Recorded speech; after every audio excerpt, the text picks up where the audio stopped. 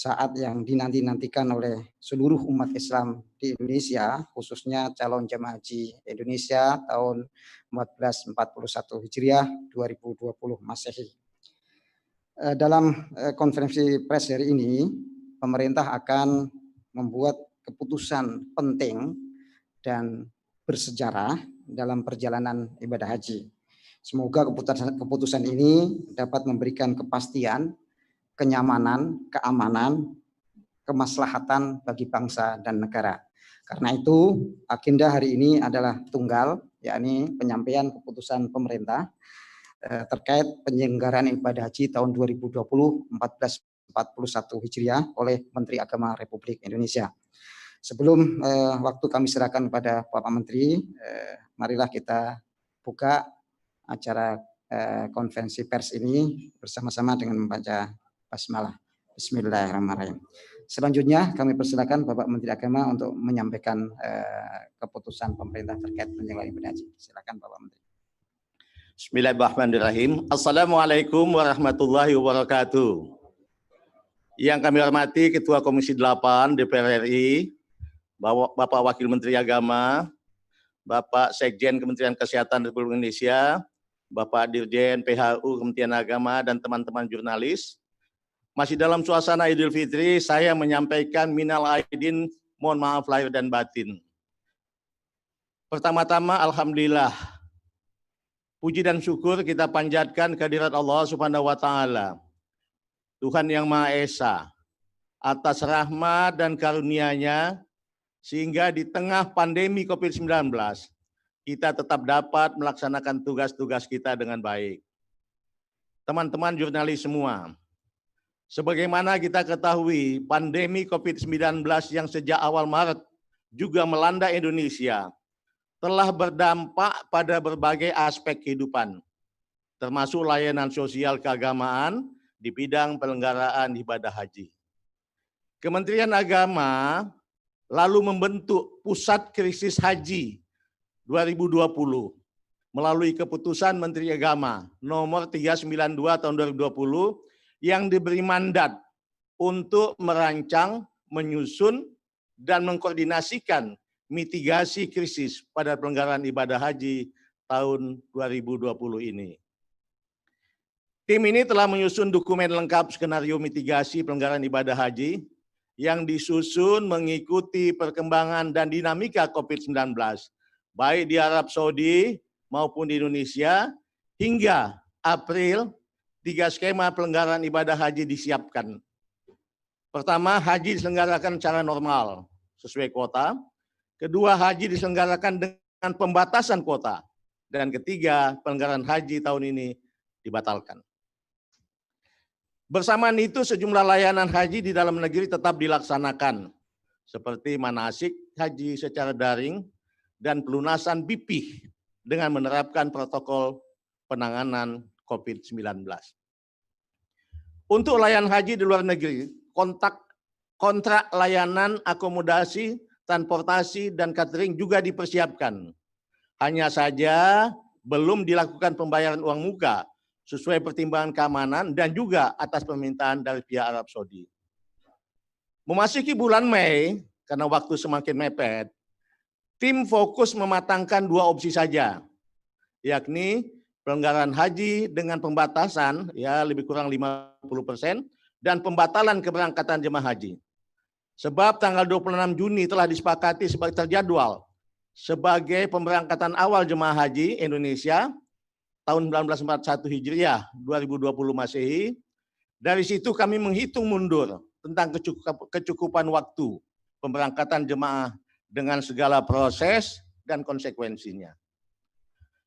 Skema pengurangan jemaah diambil karena harus ada ruang yang cukup untuk pembatasan fisik atau physical distancing jemaah, baik di asrama haji, di dalam pesawat, di pemondokan, maupun di area-area ritual haji, khususnya di Al-Musna, Arafah, Musdalifah, dan Mina. Dalam skenario ini, rentang waktu berhaji pasti akan lebih lama dari biasanya. Sebab ada tambahan masa karantina 14 hari sebelum keberangkatan, 14 hari setelah tiba di Arab Saudi, dan 14 hari telah tiba kembali di tanah air Indonesia. Protokol kesehatan juga mewajibkan setiap jemaah untuk memiliki sertifikat bebas COVID-19 dari pihak yang berwenang. Bersamaan itu, Kementerian Agama juga menjalin komunikasi dengan pemerintah Kerajaan Saudi melalui Kementerian Luar Negeri Republik Indonesia perihal permohonan informasi penyelenggaraan haji tahun 1441 Hijriah atau tahun 2020 Masehi ini. Kementerian Agama juga telah melakukan kajian literatur serta menghimpun sejumlah data dan informasi tentang haji di saat pandemi di masa-masa lalu.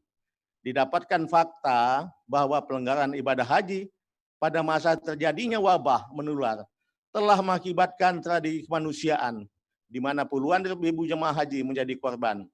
Kita tahu Saudi Arabia pernah menutup haji, ibadah haji pada tahun 1814 karena wabah tahun, 1837 dan 1858 karena wabah epidemi, 1892 karena wabah kolera, 1987 karena wabah meningitis.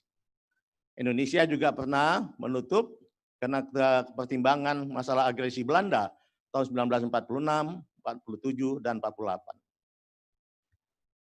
Menteri Agama Fathur Rahman Kafrawi mengeluarkan maklumat Kementerian Agama nomor 4 1947 tentang penghentian ibadah haji di masa perang itu. Kementerian Agama juga telah melakukan konsultasi kepada otoritas keagamaan di Majelis Ulama Indonesia (MUI) untuk mendapatkan pandangan keagamaan terkait pembatalan keberangkatan jemaah haji di masa pandemi. Setelah itu, tentu Kementerian Agama juga sudah melakukan komunikasi dengan mitra kami, Komisi 8 di DPR, tentang perkembangan situasi ini, baik melalui komunikasi formal rapat kerja maupun komunikasi informal secara langsung. Kami juga masih akan menggelar rapat kerja dengan Komisi 8 setelah acara pagi ini.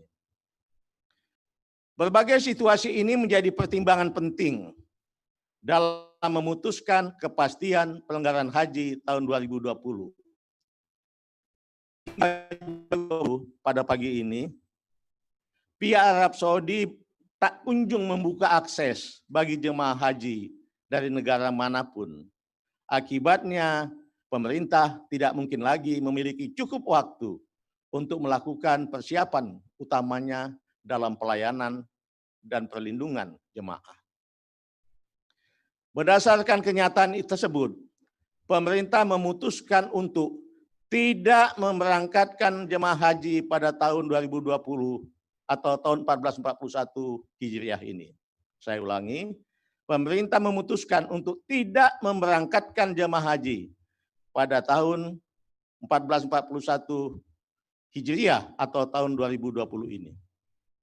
Keputusan ini saya sampaikan melalui keputusan Menteri Agama Republik Indonesia nomor 494 tahun 2020 tentang pembatalan keberangkatan jemaah haji pada pelanggaran ibadah haji tahun 1441 Hijriah atau tahun 2020 Masehi.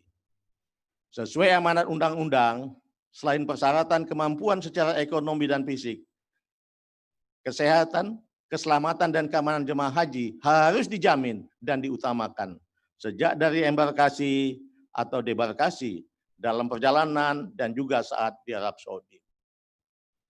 Sungguh ini sebuah keputusan yang cukup pahit dan sulit. Di satu sisi kita bersama telah berusaha dengan segala upaya untuk menyiapkan pelanggaran haji tahun ini sebagai perwujudan tugas pembinaan dan pelayanan. Tapi di sisi lain kita juga memikul tanggung jawab untuk memberikan perlindungan bagi jemaah dan petugas haji. Tanggung jawab ini merupakan bagian dari pelaksanaan kewajiban negara dalam menjamin keselamatan warganya. Risiko keselamatan dan kemanusiaan menjadi prioritas pertimbangan kami di masa pandemi ini. Selain itu, juga risiko ibadah yang sangat mungkin terganggu jika haji diselenggarakan dalam situasi masih bertambahnya kasus positif COVID-19 di Arab Saudi dan juga di Indonesia. Keputusan yang pahit ini kita yakini paling tepat dan paling maslahat bagi jemaah dan petugas kita semua. Keputusan pembatalan keberangkatan haji ini sudah melalui kajian yang sangat mendalam karena pandemi COVID-19 yang melanda hampir seluruh negara di dunia, termasuk Indonesia dan Arab Saudi, dapat mengancam keselamatan jemaah. Agama mengajarkan menjaga jiwa adalah kewajiban yang harus diutamakan. Ini semua menjadi dasar pertimbangan dalam menetapkan kebijakan ini. Pembatalan keberangkatan jemaah haji ini berlaku untuk seluruh warga negara Indonesia. Maksudnya pembatalan itu tidak hanya untuk jemaah yang menggunakan kuota haji pemerintah, baik reguler maupun khusus, tapi juga jemaah yang akan menggunakan visa haji mujamalah atau undangan, atau furada yang bersifat visa khusus yang diterbitkan oleh Arab Saudi. Jadi tahun ini tidak ada pemberangkatan haji dari Indonesia bagi seluruh warga negara Indonesia. Teman-teman jurnalis semua, seiring keluarnya kebijakan pembatalan keberangkatan tersebut, jemaah haji reguler dan khusus yang telah melunasi biaya perjalanan haji atau BP tahun ini akan menjadi jemaah haji tahun 1442 Hijriah atau 2021 Masehi mendatang. Setoran pelunasan BP yang dibayarkan akan disimpan dan dikelola secara terpisah oleh Badan Pengelola Keuangan Haji. Nilai manfaatnya akan diberikan oleh BPKH atau Badan Pengelola Keuangan Haji kepada jemaah haji paling lambat 30 hari sebelum pemberangkatan kloter pertama penyelenggaraan haji tahun 1442 Hijriah atau 2021 Masehi mendatang. Ini saya garis bawahi, pemanfaatan diberikan kepada perorangan. Kenapa? Karena nilai pelunasan BP itu tidak sama. Yang paling rendah adalah sekitar 6 jutaan, yaitu untuk jemaah yang di Aceh dengan uang mukanya 25 juta. Sedangkan yang paling tinggi sekitar 16 juta untuk yang pemberangkatan dari Makassar. Jadi antara 6 juta sampai 16 juta. Jadi variasinya cukup banyak, oleh sebab itu saya garis bawahi. Nilai manfaatnya itu diberikan kembali kepada mereka berdasarkan jumlah pelunasan BP yang dia bayarkan. Namun juga setoran pelunasan BP itu juga dapat diminta kembali oleh jemaah haji yang bersangkutan kalau memang dia butuhkan. Silakan bisa diatur dan kami akan mendukung itu semua dengan sebaik-baiknya. Bersamaan dengan terbitnya KMA ini, petugas haji daerah pada penyelenggaraan ibadah haji tahun ini dinyatakan batal. BP yang telah dibayarkan juga akan dikembalikan. Gubernur dapat mengusulkan kembali nama seiring dengan terbitnya KMA ini. BP yang dibayarkan akan dikembalikan. KBIHU dapat mengusulkan nama pembimbing lain atau sama pada penyelenggaraan haji mendatang. Jadi ulangi, KBPAU dapat mengusulkan nama pembimbing pada penyelenggaraan haji mendatang. Semua paspor jemaah haji, petugas haji daerah, dan pembimbing dari unsur KBIHU pada penyelenggaraan ibadah haji tahun 1441 Hijriah ini atau 2020 Masehi akan dikembalikan kepada pemilik masing-masing. Semua hal teknis terkait konsekuensi dari keputusan ini sudah dipersiapkan secara detail. Nanti saya persilakan teman-teman jurnalis berkomunikasi dengan Dirjen PAU atau dengan juru bicara Kementerian Agama untuk bisa mendapatkan penjelasan lebih teknis. Akhirnya kami menyampaikan rasa simpati yang mendalam kepada seluruh jemaah haji yang terdampak pandemi COVID-19 tahun ini, sehingga tertunda keberangkatan hajinya. Ini semua tentu sudah kehendak Allah Subhanahu wa Ta'ala. Sebagai umat beragama, kita yakin bahwa apa yang kita inginkan belum tentu yang terbaik. Di hadapannya demikian pula apa yang tidak kita inginkan bisa jadi itulah yang terbaik buat hambanya kita semua ini. Mari kita menerima keadaan ini dengan ikhlas. Saya berdoa agar ujian COVID-19 ini segera usai. Amin ya rabbal alamin. Billahi taufiq wal hidayah. Wassalamualaikum warahmatullahi wabarakatuh. Terima kasih. Terima kasih Pak Menteri atas penyampaian keputusan pemerintah terkait dengan penyelenggaraan ibadah haji yang tadi sudah disampaikan secara detail bahwa tahun 2020 Masehi atau 1441 Hijriah ini pemerintah tidak memberangkatkan jamaah haji pada penyelenggaraan ibadah haji tahun 2020. Semoga ini menjadi keputusan yang memberikan manfaat maslahat bagi kita semua. Amin. Saya rasa cukup. Nanti kita lanjutkan pertanyaan dari berbagai media melalui aplikasi virtual meeting. Selanjutnya saya persilahkan dari teman-teman media kalau ada pertanyaan, nanti juru bicara Pak Oman geser ke sini.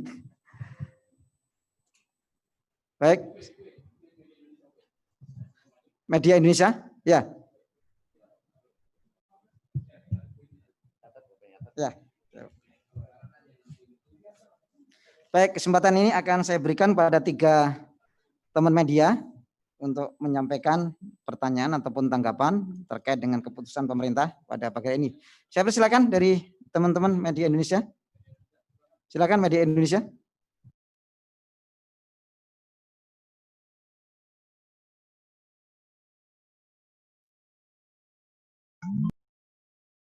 Di unmute. Oh, di unmute ya. Oke, sorry.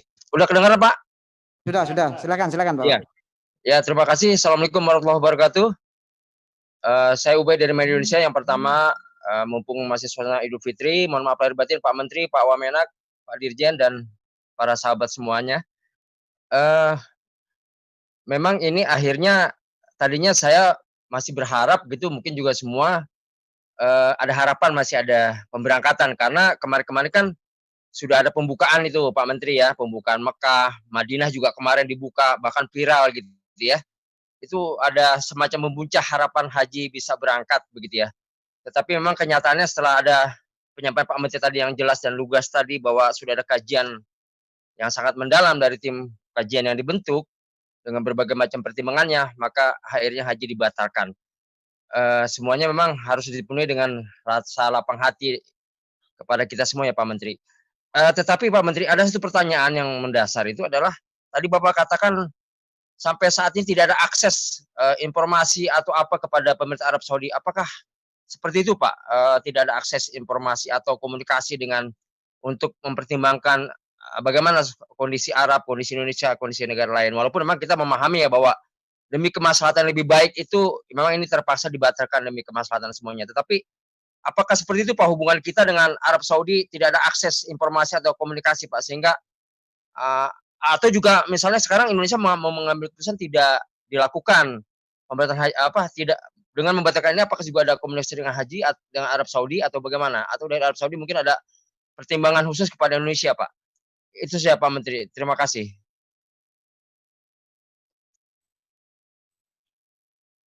Oke, lanjut.